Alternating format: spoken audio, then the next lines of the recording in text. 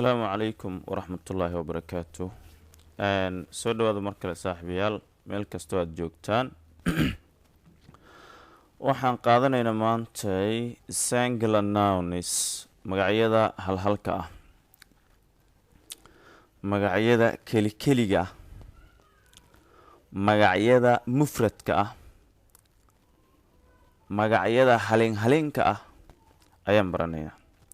Nouns can be singular, plural. magacyadu waxay noqon karaan hal ama wax badan. When you are talking about one person, markaad ka hadlayso hal qof, one animal, hal xayawaan, one place or one thing, ama hal goob ama hal shay. dabcan one kani aan ku darayo kuwan kale tan waay ayagoo dhan waa loo adeegsanay. Use a singular noun. marka aad yacni hal qof iyo hal xayawaan iyo hal goob iyo aad ka hadlayso, singular noun waa ina isticmaashaa, magac oo hal ah waa ina isticmaashaa. another way halkan waxaan ka faa'iideynaa pronunciation rules, waxa la yidhaha sharciyada dhawaaqa. halka singular ma aha, waa ina si fiican u fiirisaa. singular waayahay. So here waa nouns hal ah oo aanan laba ahayn.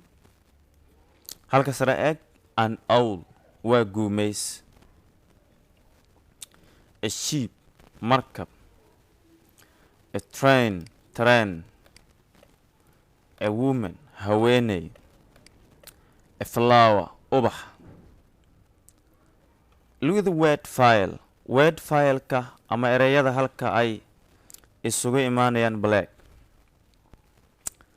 an airplane diyaarad, a bicycle baaskiil, a boy wiil, a bus, a comb shanlo, a girl gabar, a key fure, a letter xaraf, sometimes warqad, a map qariirad, a photograph sawir, a refrigerator yacni bahalkan la yidhahdo qaboojiyaha ama maxaa la dhahaa frinjeerka, a slide traarax, a swing bahalkan la yidhahdo wiifowga, a van gaariyar. these are singular nouns. waa magacyo hal ah. halka wuxuu leeyahay use a or an, u isticmaal a iyo an before singular nouns, magacyada halhalka ah hortooda inta aan la gaarin magacyada a iyo an u isticmaal. use an u isticmaal before words beginning with vowels, ereyada ka bilowda shaqalka ama vowelska waxa loo yaqaano sida a, e, I, o, u. for example, say deh, an X deh oo fast ah, an egg deh oo kun ah, an envelope deh baqshqad ah, an ice cream deh jalaato ah, an igloo deh sawir gacmeed ama sawir dhoobo laga sameeyay oo qof loo ekeysay gacanta lagu sameeyay, an orange deh oranjo, an umbrella dalad, an uncle adeer ama abti. but some words don't follow this rule, laakiin ereyada qaarkood ma raacaan sharcigaani. for example, tusaale, use a u isticmaal, not an ha u isticmaalin before these words ereyadani that begin with you oo you ka bilaabanayo. a uniform aa la dhahay, a university aa la dhahay. sababtan waxaa weye wax kale ma aha, dhawaaqa ayaa waay ah. maadaama waay uu yahay haba qarsanaatay hadday rabto waaydu sharcigeeda oo kuwa kale oo sida micnaha markii qoraayo ama la akhrinayo aan dhahe kuwa waayda ka bilowda ayaa iyadana u qaadanaysa sharcigaas. marka uniform waaye, udaasi waxaa waaye way qarsan tahay, sharcigan ayay qaadanaysaa. haddana mar kale waxaa lagu weydiiyey ama lagu sheegay use a u isticmaal a before words. kuwii hore waxaa waaye a loo isticmaalayay, kuwan a loo isticmaalayaa, laakiin kuwan waxay ka bilaabanayaan si dhab ah consonant ayay ka bilaabanayaan. use a u isticmaal a before words beginning with the other letters of the alphabet waa xarfaha kale ee alifbeetada called consonants oo la yiraahdo shibinayaasha. For example, say dheh a basket dambiil, a towel baaquli, a car gaari, gaariga nooca raaxada la yaryarka kaala, a hill like tag ama buur, a house guri, a rainbow qaansaroobed, a monster waa bahal ama wax laga cabsado, a pillow barkinto caadiga la barkido, a watch saacad, a zoo waxaa leedahay xerada xayawaanada. haddana waxaa la leeyahay but some words don't follow this rule, ereyada qaarkood ma raacaan sharcigaani. For example, tusaale use an u isticmaal not a ha u isticmaalin before these words ereyadani that begin with h oo h ka bilaabanayo. tusaale waxaa leedahay an air ayaa leedahay air u akhrinaysaa dabcan hajadaadan ku dhawaaqayn maadaama aan lagu dhawaaqayn oo meesha le ay iska taalo sharciga dhawaaq ayuu raacaya ma raacayo qoraalka ma raacayo.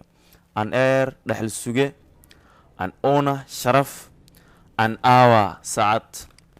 this marka waxaa waaye sharcigan muhiim way runtii dad badanna waxaa waaye dadka qaar hawre iska dhahan honor iska dhahan hair iska dhahan what this is marka waxay ka mid tahay poor pronunciation of some of the people ayay ka mid tahay marka aad iyo aad isaga ilaali. waa hagaag, let's continue marka. halka plural nouns ayaan ka baranaynaa ama aan ka gelaynaa magacyada plural nounska ayaa halkaani aan ka gelaynaa. So what are plural nouns? magacyada jamaca. When you are talking about two or more people, animals, places, you think is use a plural nouns. Most nouns are made plural by adding s at the end. wuxuu leeyahay markaa ka hadlayso dad laba qof iyo inka badan oo dad ah xayawaano dad balays ah shay ah plural nouns isticmaal. inta badan magacyada jamaca waxaa lagu daraa s baa lagu daraa dhammaadkaana laga siiyaa siday u badan yihiin. star xidig waaye, stars, part usha durbaanta lagu garaaca latan parts, mag koob waaye, mags, fan mar waa haddaa lahaa fanis, cap koofiyad waaye, cabs. So let's look at the word file. bed is shimbir waaye, broom xaaqinka la midka dhulka lagu xaaqo, promise, camel geelka camels, desk miis xafiiseed desks, doll maxaan ku yidhahdaa dolls, eggs ukun waaya, doll waxaa waaye pombolo waaye. sometimes haddaan ereyada kala tago no worry. flower ubax waaye flowers, fork waxaa waaye fargeetada la midka qaandada midda oo farafaraha leh, games, lambs waxaa laga wadaa wanka oo yar ayaa lamba lahaa. I don't know if Somaliga nail me waa ma aqaani. nest waxaa lahaa buulka ama meesha shimbiraha ay guriga ka dhistaan. pens, photos, shirt this is not shirt maakanaya, shirts, spoons.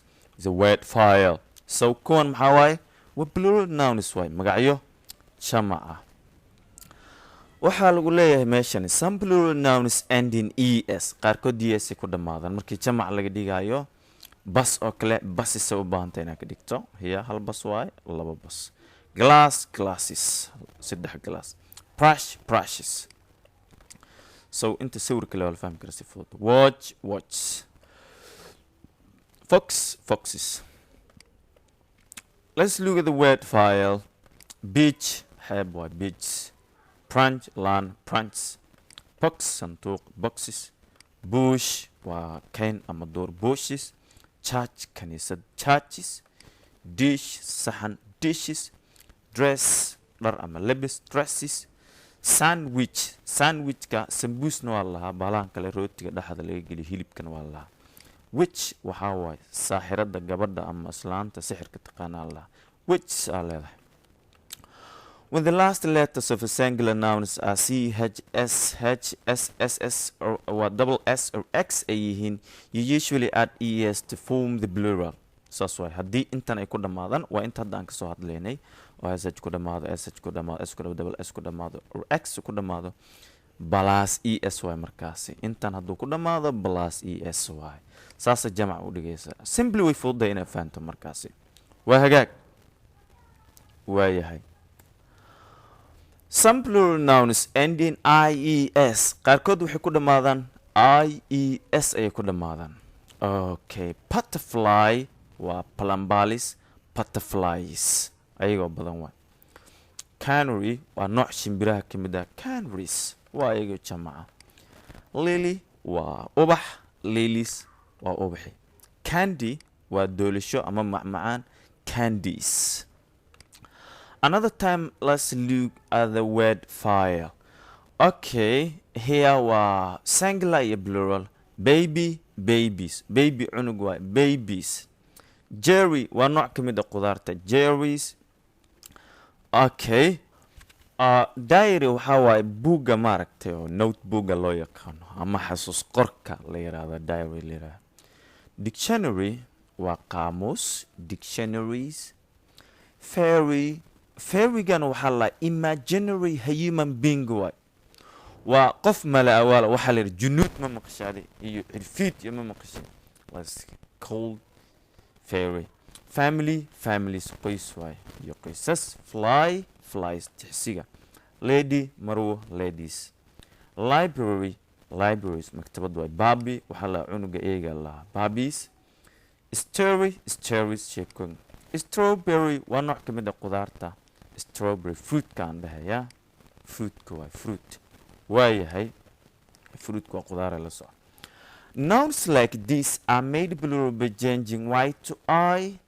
and adding es magacyadan oo kale haddii aad la kulanto yda ayaa u bedelaysa kadib ayaa waxaa ku daraysaa es waayahay meesha waxaa ku qoran y waxaa loo bedelayaa yda waxaa lagu ridaya qashin qubka waa la tuurayaa kadib plus aya ama waxaa lagu bedelaya aya lagu bedelayaa kadib esa ku daraysaa marka sawirka intaasuu muujinaya simply waana fududahay waa hagaag let's continue marka what if there is a vowel before the y laakiin kuwaasi oo aan ku soo daraynay aan u bedelaynay ayda y ku dhammaanayeen yda ka horna waxaa imaanayay consonanta imaanaya haddii marka y uu ku dhammaado waxay dhahaan markaasi if the noun ends in y proceeded by a consonant you change the y into I and es bay dhahaan laakiin tan way ka duwan tahay taasi opposite ku tahay if the noun ends in y proceeded by a vowel you add s only waa sheekadan micnaha marka haddii marka y uu ku dhammaado ydaasina micnaha gadaasheeda uu yaalo only vowel shaqal uu yaalo sbisa ku daraysa isma waalaysid micnaha marka wuxuu ku leeyahay what if there is a vowel before the y in that case and add to s to form the plural haddii ba sidaas ay dhacdo sle ku darsi plural ay u noqoto marka halka wuxuu leeyahay key ayuu leeyahay fure keys furayaal turkey waa nooc ka mid ah shimbiraha ama doorada turkiga ama turkida la dhaho waa turkiga caadiga ma kan shimbirtan turkey hor dhawaaqan ereyga turki ah waa turkey waay wadanka ahaado ama shimbirtan ahaado marka shimbirtii wadanka isku qoraal maaha wadanka capital ka bilaabmaya laakiin sida kale isku mid waa so turkey turkeys okay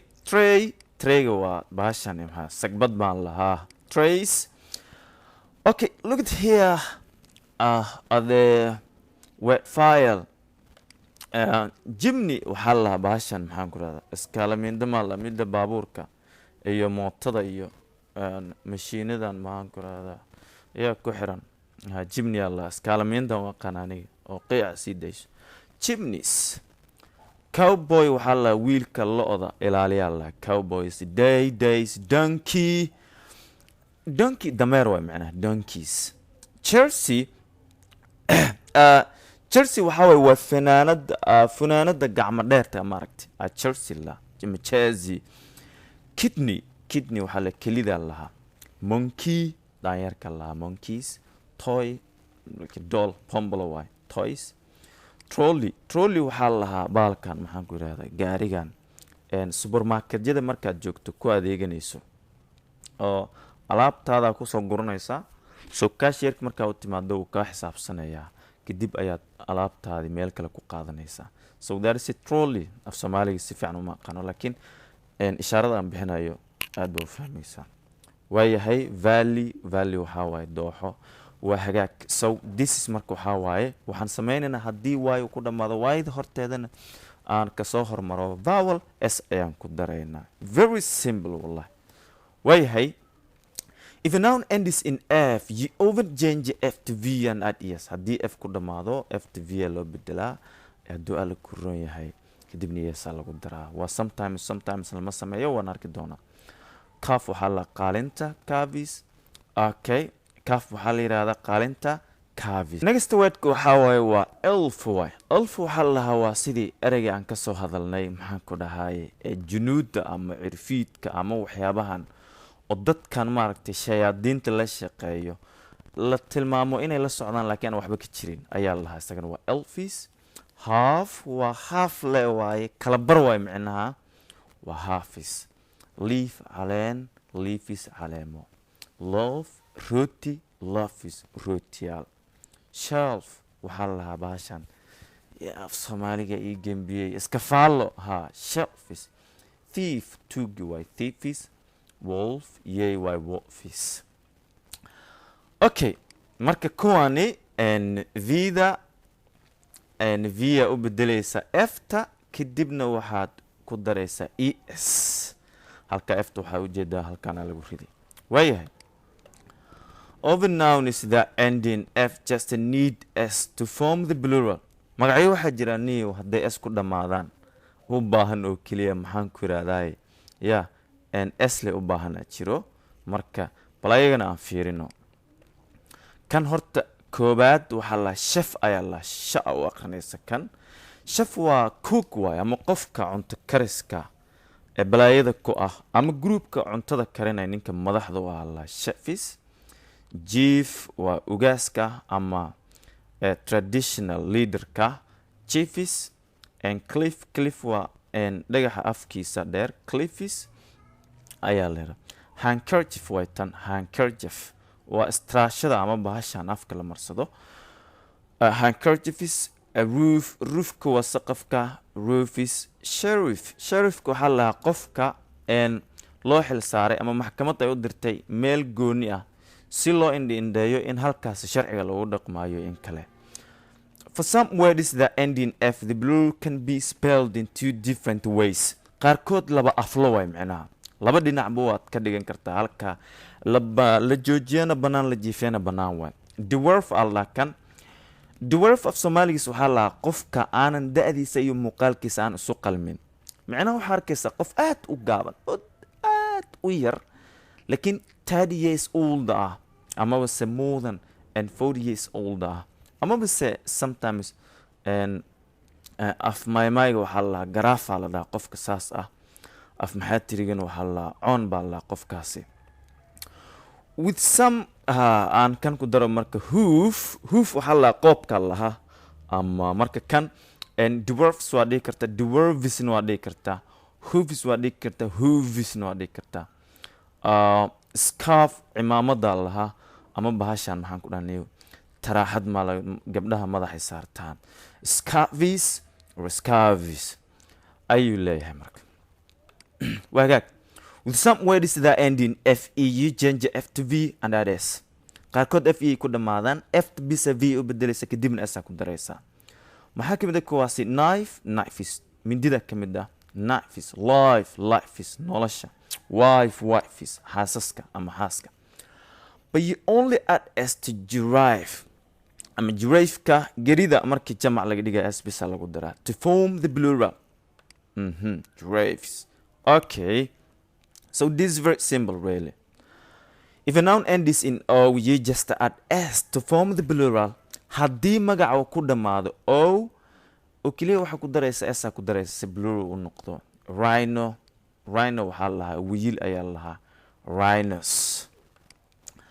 kangaroo waa nooc ka mid ah xayawaanada really soomaaliyana aanan joogin kangaroosa lahaa wet fileka aadka u kooban hibbo jeerta lahaa hibbos a video muuqaal videos ergan lugad dhawaaq iska fiiri bala video maaha video way videos zoos xerada xayawaanada way tan zooga okay but with some nouns that end in ou at es to form the plural qaarkood es ay qaataan way kualayaan waayahay flamingo oo nooc ka mid ah boolada ah ayaa waxay noqotaa jamceeda flamingos word file waxa ka mid ah tomato waa la yiraahdaa erga tomato waa la yaanyada tomatoes a potato iyo potato laba dhawaaq u leeyahay potatoes or potatoes a hero oo ah haliyey ama qof maxaan ku radaa giant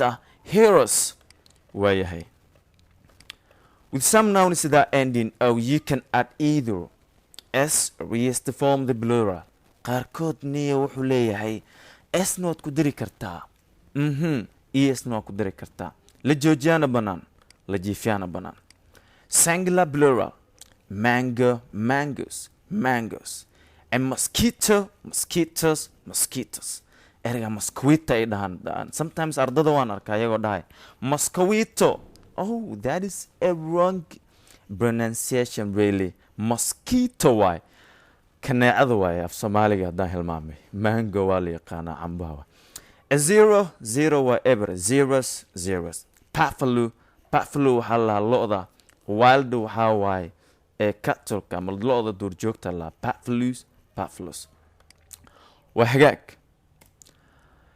some plural nouns don't follow the s rule qaarkood maba raacaan sharciga ruleka ama qaabka esta maba raacaan they don't end in s es is or ves instead the word changes form war kuwani waaba ka daran oo dibidhal macnaha s-na ma qaataan es ma qaataan is ma qaataan vs ma qaataan instead bedelkii intaas ay sameyn lahayn the word changes form ereyga qaabkiisa isbedelayo wuu soo daba gudoomayaa waxaad bi moodaa markuu jamca noqdo inuu sii yaraanayo kan waxaa la mouse la dooli waaye mouse isku dhihnya mouse dooli waaye mice dooliyaal tirada ka batay goose boolo waaye geese booloyaal dabcan boolada way magacyo badan tahay waan kala duwan tahay dhawaaq kan geese waaye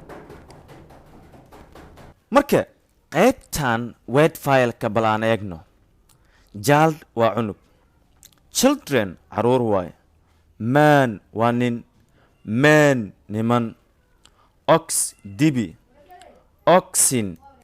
oxen dibiyaal tooth ilig teeth ilko woman haweeney woman dumar food cag feed cago food waa cagta feed cago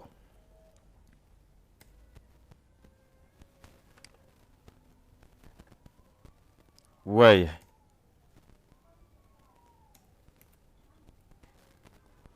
halkan wuxuu leeyahay the plural of the mouse that you use with your computer is either mice or mouses muuska aad computerka ku isticmaasho haddii jamac noqdo waxaad dhihi kartaa isaga laba option haystaa micena waa dhihi kartaa mousesna waa dhihi kartaa laakiin waxaa ogaanaysaa dooliga caadiga mouses ma noqonayo taas waa ina la socota markaasi waayahay some plural nouns are the same as the singular noun kuwani jamacooda iyo singular pluralkooda ama mufradka jamac isku mid waay maba kala duwanaba sheep lax waay sheepna waa ido reindeerna waxaa waay waa deero reindeer kalena waa deeriyaal badan fish kalluun fishna waa kalluun badan oo hal xabuu ahaa kii hore python waxaa lahaa dibiga oo lo'da duurjoogta lahaa dibi duurjoog la python waa hadduu badan yahay ama badan yihiin waa python deer waa isla deeradi deer waa deeradi marka kuwani jamacooda iyo mufradkooda ayaa isku mid ah you can use fishes as the plural fish when you are talking about different kinds of fish all the fishes of the Pacific Ocean fishes waa dhihi kartaa markaa ka hadlayso noocyo kala duwan oo kalluunka ah saas isla gudihiisa markaa kala qaybanayso kale fish waa dhihi kartaa for example waxaa dhihi kartaa dhammaan kalluunka ama fishka badda Pacificada ayaa dhihi kartaa waayahay some nouns are always plural qaarkood waxaa waaye mar kasta waa iska plural waaye. For example waxaa ka mid ah binoculars ayaa ka mid ah baalahan weynaysada ama lagu eego waxyaabo fog in lagu arko. goggles ayaa ka mid ah ookiyaalayaashan loo isticmaalo alxanka iyo waxyaabaha la midka. pliers ayaa ka mid ah biinsada. jeans ayaa ka mid ah surwaalka jeanska loo yaqaano. panties ayaa ka mid ah buumada ama bahashan hoosta laga gasado. pajamas ayaa ka mid ah dharka hurdada. shorts ayaa ka mid ah waxyaabaha gaagaaban ama dharka gaagaaban. trousers ayaa ka mid ah sarawaalka. sandalka and scissors oo ah maqaska ayaa ka mid ah marka. sneakers waa kabaha buudka ah ee xariga korka ka leh. slipperiesna waxaa la yidhaahdaa dacska la yidhahdaa slippery. next waxaa waaye stockings. stockings waxaa waaye waa dhar dabcan inta badan dumarka qaato. cagaha ayaa laga soo gelinaya kor ayaa loo soo gelinaya sidii surwaalkii oo kale ayuu u dhigeen laakiin maa surwaal oo kor kasoo bilaabanaya ma meel dhexe ayuu ku egyahay sida jiiraha ayuu gaaraya. stockings allaha waayahay. another word for spectacles is glasses. spectacles oo halkaas hoose ku yaalo oo aan hilmaanay isaga waa muraayado ama ookeelaha aragga marka glassesna waa la dhihi karaa waa erey kale oo adiga aad micnaha u micnaysan kartid. you can make this plural noun singular by using a pair of. haddii aad rabto laba inaad ka dhigto beera isticmaalaysa. beer micnaheedu waa joog ama laba shay oo soo socoto. a pair of binoculars, a pair of spectacles, a pair of goggles, a pair of jeans, a pair of shorts, a pair of pliers ayaad dhihi kartaa. pair of shoes aad dhihi kartaa. waayahay. so here waxaan soo gaarnay markaani exercisekii aan soo gaarnay dabcan timeka ayaa aad u dheeraaday aad iyo aad ayaan ugu xumay inaan exerciseka ku dari waayo. exerciseka inkasta uu badan yahay laakiin qaybtan oo keliya ayaan ku daraya. look at the words below. do you know which one is a singular and which are plural? put a check mark in the correct box. way iska fududahay kee jamac iyo kee jamacaan ahayn wax badan ku daahi mayno. look at here then noo sheeg midka jamaca. hadduu jamac yahay halka pluralka ayaa tig oo check mark oo sax ayaa saas u saaraysa ama calaamadan halkan ku taalo. hadduu singular yahay halkaana saaraysa. aad iyo aad ayaad u mahadsantihiin. intaan kulmi doono casharkan midka xiga waxaan idinkaga tegay sidaas iyo nabadgelyo.